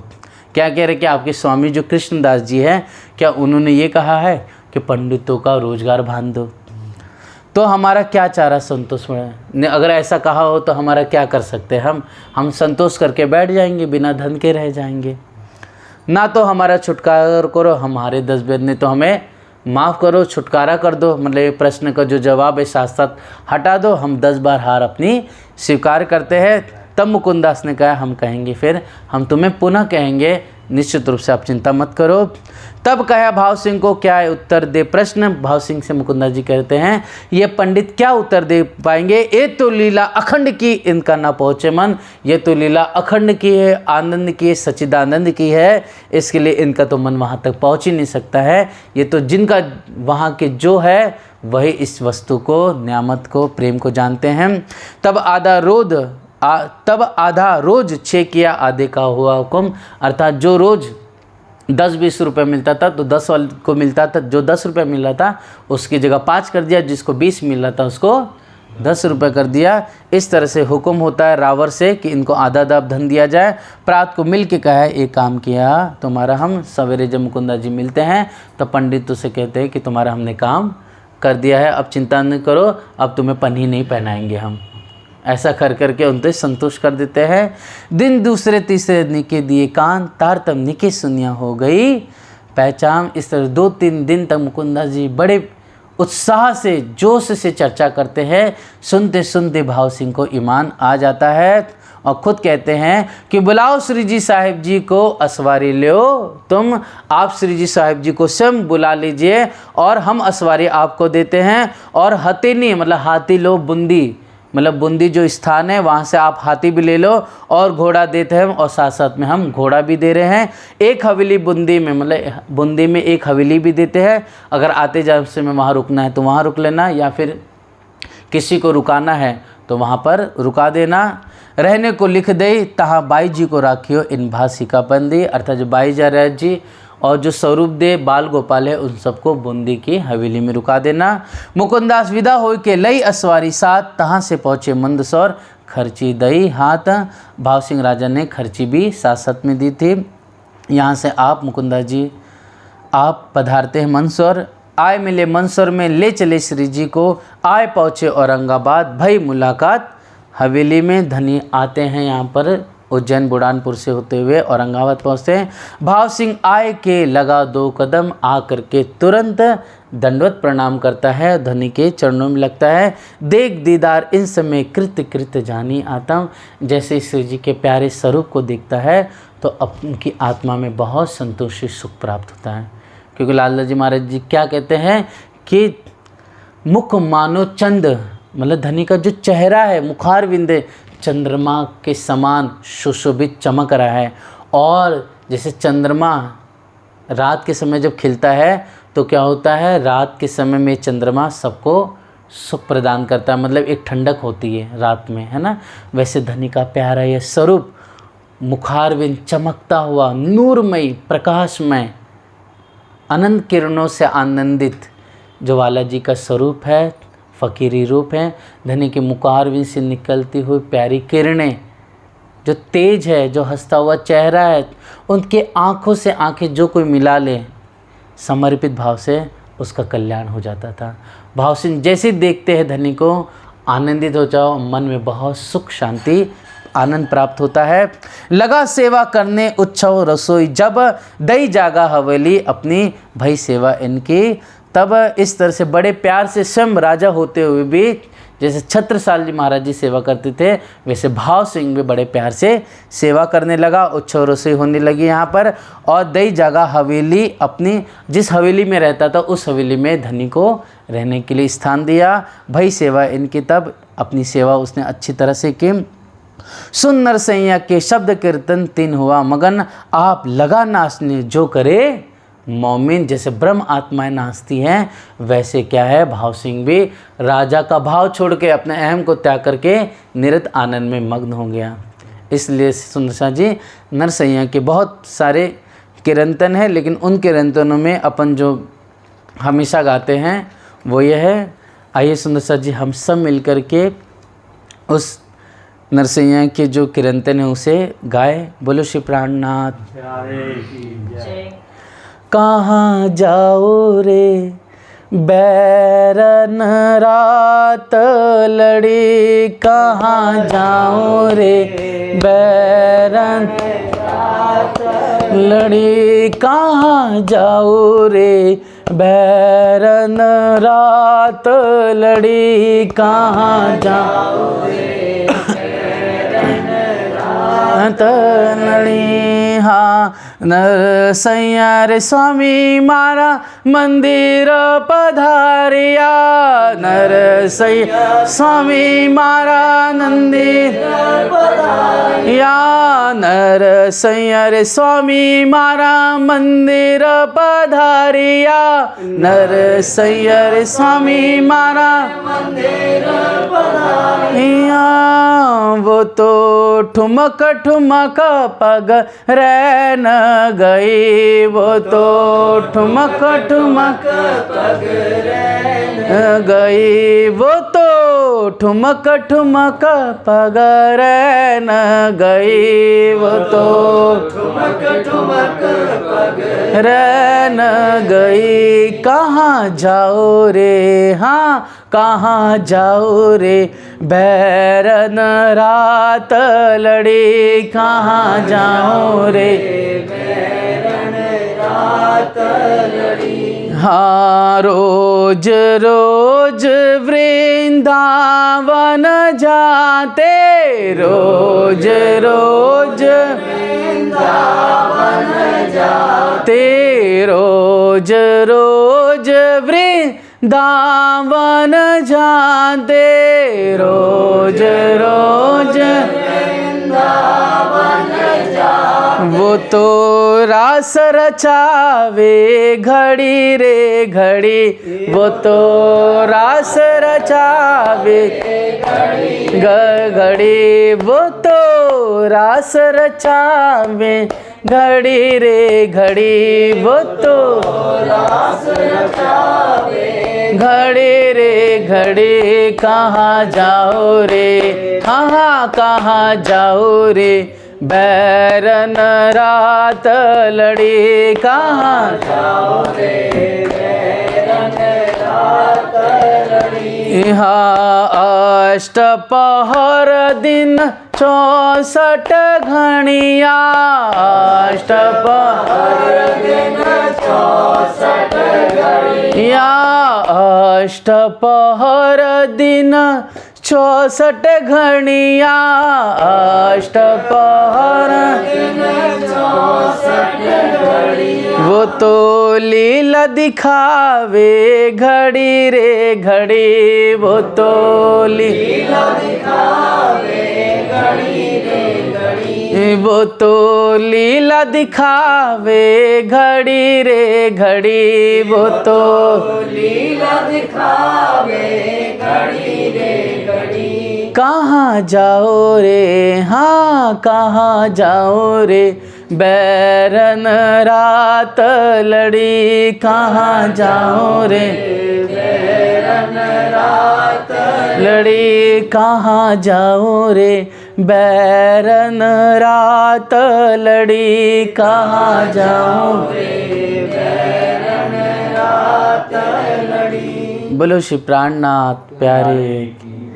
इस तरह से है प्यारे सुंदर साथ जी, नरसिंह के शब्द कीर्तन और भी बहुत सारे हैं, उन सब मोमिन सुंदर साथ वहाँ पर गाते थे।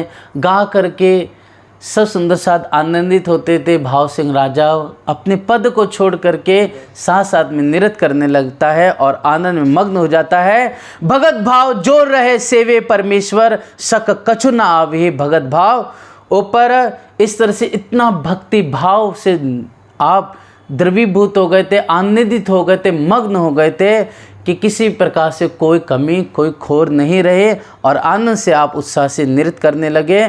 तिन अपने अंदर पधरावत श्रीराज, रास लीला के कीर्तन राजी होवे इनकाज। इस तरह से कभी किरण नरसिंह के वचन तो कभी रास के वचन, जो रास ग्रंथ में सुंदर साथ जी जो प्यारे प्यारे रास के रामते हैं उनको गाते थे।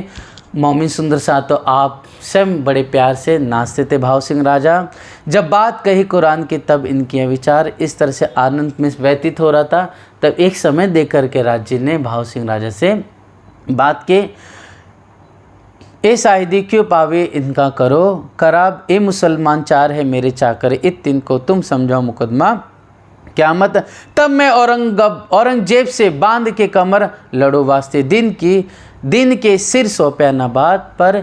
इस तरह से भाव सिंह राजा कहता है कि निश्चित रूप से मैं औरंगजेब से कमर बांध के अर्थात साहस से और अपने सारे ऐश्वर्य शक्ति से उससे लड़ूंगा, अपनी प्राण की परवाह नहीं करूंगा। लेकिन हमारे पास ये चार कोई मुसलमान हैं, इन्हें आप समझा दीजिए, ये अगर स्वीकार करते तो निश्चित रूप से मैं औरंगजेब से लड़ने के लिए तैयार हूँ। तब सिर जी साहब जी कहा, सौंपो हमको मुसलमान, तिनको हम समझावे विलावे ईमान। तब सिर जी कहते हैं कि तुम मुसलमानों को सौंप दो, हम उनसे साथ बातचीत करेंगे, समझाएंगे, निश्चित रूप से वो ईमान लाएंगे। वे कहे तुमको तहकीक तुम्हारा इस्लाम में, निश्चित रूप से आके तुम्हें कहेंगे यह जो धर्म है इस्लाम, वास्तव में ये इस्लाम धर्म ही शुद्ध सनातन धर्म है, यही सत्य धर्म है, जिसकी व्याख्या सुखदेव महामुनि ने 12वें स्कंद में की थी। वे कहे तुमको तहकीक तुम्हारा इस्लाम, कुरान तरफ तुम्हारे तुम कमर बांधो, दीन के काम अर्थात जो कुरान में लिखा हुआ है, अर्थात जो भागवत में लिखा वही कुरान में लिखा हुआ है, और जो कुरान में है वही भागवत में लिखा हुआ है। सिर्फ एक संस्कृत भाषा है, एक अरबी है, लेकिन दोनों का जो गुण आत्म जो रहस्य है वह एक का एक ही है। इस तरह से सिर जी यहाँ पर बात करते हैं, ए बात मानी भाव सिंह ने मेरे मन बरहक, तुम इन पर मेहनत करो, ए बात बड़ी बुजुर्ग, आप मैं मुसलमान कर्मचारियों को दे रहा हूँ। आप इनको समझा दीजिए। निश्चित रूप से बहुत ऊंची महत्वपूर्ण बात है धर्म के लिए। ए तहकीक कर उठे होने लगी चर्चा। 3 से अर्थ यहाँ पर भाव सिंह से वार्तालाप होती है। फिर उसके बाद 4 मुसलमानों को आप भेज देते हैं। नित आवे 2 बखत रहे इन काम पर। इस तरह से 2 समय आकर के श्री जी से बातचीत होती थी कुरान से संबंधित। इस समय भट्ट भवानी था उदयपुर का मिलाप, सो इत आय मिल्या थी भवानी प्रसन्न आप। यहाँ पर भवानी भट्ट भी आकर के मिल जाते हैं। और भवानी भट्ट पहले कहाँ मिला था? उदयपुर में धनी से मिल चुका था। चूँकि उदयपुर से मिलने के बाद ये कहाँ चला गया था? दक्षिण की तरफ से चला गया था। और दक्षिण से जब आ रहा था तो क्या 2 किताब लेकर आया है? बुद्ध गीता और बुद्ध स्त्रोत लेके आया था, जिसके अंदर सुंदर सांची जो ब्रह्मा जी ने नारद जी को ज्ञान दिया है ना, और जो भगवान शिव जी ने जो पार्वती जी को जो ज्ञान दिया है वह ज्ञान इस बुद्ध गीता और बुद्ध स्त्रोत में लिखा हुआ था, जिसके अंदर महिमा विजयाबिन बुद्ध निष्कलंक कल की अवतार की बताई गई थी। तो यहाँ पर एल आए दक्षिण से इन समय मुजरा किया सुख पाया इनमें नित्य चर्चा में वाचन आवे करन दीदार। यहाँ पर धनी की चर्चा सुनने के लिए, दर्शन करने के लिए आता था और आ करके ये बुद्ध गीता और बुद्ध स्त्रोत वाचता था। कछुक पहचान तारतम दई धनी निर्धार, कुछ तारतम की पहचान भी उसे वहाँ पर हो जाती है। इस समय अव्वल खान करने आया दीदार, था उदयपुर का मिलाप इन पहचाने परवदिगार। इस तरह से अव्वल खान ईमान लेकर आया था। मालूम है ना, अव्वल खान हक्कुल लाकिन था ये, है ना। जब श्री जी सुंदर सा चल रहे थे तो वहाँ पर अव्वल खान जैसी देखता है ना, तो किससे बात करता है? नूर मोहम्मद भाई से बात करता है कि नूर मोहम्मद ये कौन है फ़कीर, ये वैरागी कौन है, मुझे इसकी पहचान करो। अगर तू नहीं करेगा तो मैं दाविनगीर होऊंगा, निश्चित रूप से तुझे क़यामत के समय जवाब तलब करूँगा। इसके लिए मुझे पहचान करे वैरागी कौन है। तब नूर मोहम्मद भाई पहचान करते यही इमाम मेहदी अलैहिस्सलाम है, यही पूरी दुनिया को एक सत्य धर्म की राह पे ला रहे हैं। और इस्लाम में जो मुतशाबिह अर्थ है, जो मुख्तलिफ हरफ है, उसकी यह बातूनी जो भेद है वो जाहिर करे, जो रसूल अल्लाह ने कहा कि क़यामत के समय में कुरान साफ़ हो जाएगी। अब कुरान साफ़ होने का लोग मुसलमान क्या अर्थ समझते हैं कि जैसे ये शब्द लिखे ना गायब हो जाएंगे, लेकिन बात अर्थ साफ़ होने का अर्थ है कि कुरान के अर्थ स्पष्ट हो जाएंगे, सारे भेद खुल जाएंगे। इसका बातूनी अर्थ ये है। तब ये बताते हैं कि कुरान के जितने मायने बातून हैं सब इनके पास हैं। तब यहाँ पर बताते हैं जैसी सुनता है तो तुरंत ईमान आ जाता है उसको, और तुरंत जाकर के हादी के चरणों में लगता है और आप तारतम पर लेता है धनी से। तो इसलिए कहा सुन के तुरंत ईमान लेने वाले, जैसे एक हमारे केशवदास जी महाराज जी थे जिन्होंने सिर्फ भाई रेवादास से सुन के ईमान लाया, वैसे ये अव्वल खान भाई भी सुन करके ईमान लेकर आ जाता है। जहान मोहम्मद मीन खां ए तिनको सुनावे कान, तिनको बुलाए लाया और करने लगे पहचान। अव्वल खान किसके? मीन खां भाई को और जहान मोहम्मद को लेकर आ जाते हैं। मीन को ईमान आया ए ताबे हुआ, तब दज्जाल सो लड़ने लगा चाहे लेने शोभा। अब मीन खां भाई को ईमान आ जाता है और ईमान जैसे आया वैसे तन बन धन से निछावर हो जाता है और सोचता है कि इन हादी की सेवा कर करके अब मुझसे क्या है, मुझे अब शोभा लेनी चाहिए, अब मुझे आनंद लेना चाहिए। अब मुझे जैसे उन सहाबा कराम ने, जैसे हज़रत अली, अबू बकर, उमर, उस्मान, अब्बास, है ना, ये सब जो थे जो रसूल अल्लाह के ख़ास यार कहे जाते हैं, इन्होंने अपना आपा सब कुछ दिया। इसके लिए आज भी उनकी महिमा गाई जाती है। और ये ऐसे नहीं कि सिर्फ वहीं गाई जा रही है, अपने इस वाणी में भी गाई जा रही है, बीतक में भी गाई जा रही है और मौजूदा किताब में भी गाई जाती है। इसलिए सुंदर सा जी ये विचार करता है कि अब सेवा कर करके अब मुझे भी शोभा लेनी चाहिए। इस तरह से है सुंदर सा जी औरंगाबाद में दिव्य घटना होती है। भाव सिंह ईमान लेकर आते हैं। अब सुंदर सा जी जहान मोहम्मद के आगे की लीला होगी। जहान मोहम्मद किस तरह से चर्चा सुनता है, लेकिन 2 मास सुनने के बाद भी उसे समझ में नहीं आता है, मतलब रहस्य समझ में नहीं आते वाणी के कुरान के। तब दुखी हो जाता है और घर से चले जाता है, मतलब चर्चा से उठ के भाग जाता है। तब उत्तम दास जी कहते कि मैं जाके बुला लूँ। तब धनी बरसते कहते कि नहीं, इसने 2 महीने से चर्चा सुनी है तो वापस से खुद ही आएगा, घर पे रह नहीं सकता। आज हम भी है, कितना भी घर पे बैठ जाए, है ना, भले कितना भी ध्यान कर रहे, लेकिन कोई बोले गुम्मट जी मत जाओ, करोड़ों रुपया दे, लेकिन गुम्मट जी जाके रहेंगे, बोले पैसा रख तेरे पास। भले कितना भी ध्यान कर रहे हैं, लेकिन गुम्मट जी जाना है, मतलब जाना है, ये भाव रहता है ना। उसी प्रकार है सुंदर साथ जी, एक रात ही होती है, अगले दिन सुबह उठ करके आप जहान मोहम्मद आ जाते हैं। फिर आगे क्या प्रश्न पूछते हैं, क्या जवाब धनी देते हैं, मुर्दे कब्र से उठने का बातूनी भाव क्या है। फिर आगे यहाँ से धनी आगे बुढ़ानपुर जाएंगे, इसका सारा संवाद चर्चा हम धनी की मेहर हुक्म से कल के दिन करेंगे। बोलो श्री प्राणनाथ प्यारे। आइए सुंदर साथ जी, प्यार से इस मोहब्बत भरी वाणी को हम चौपाई को दोहरा लें। चाही लेने शोभा अब, चाही लेने शोभा अब, मिहिन कोई मान आया, मिहिन कोई मान आया, ए तबे हुआ तब, ए तबे हुआ तब, दज्जाल सो लड़ने लगा, दज्जाल सो लड़ने लगा, चाही लेने शोभा अब, चाही लेने शोभा अब, चाही लेने शोभा अब, चाही लेने शोभा अब। बोलो श्री प्राणनाथ प्यारे श्री लालदास जी महाराज की समस्त सुंदर सा।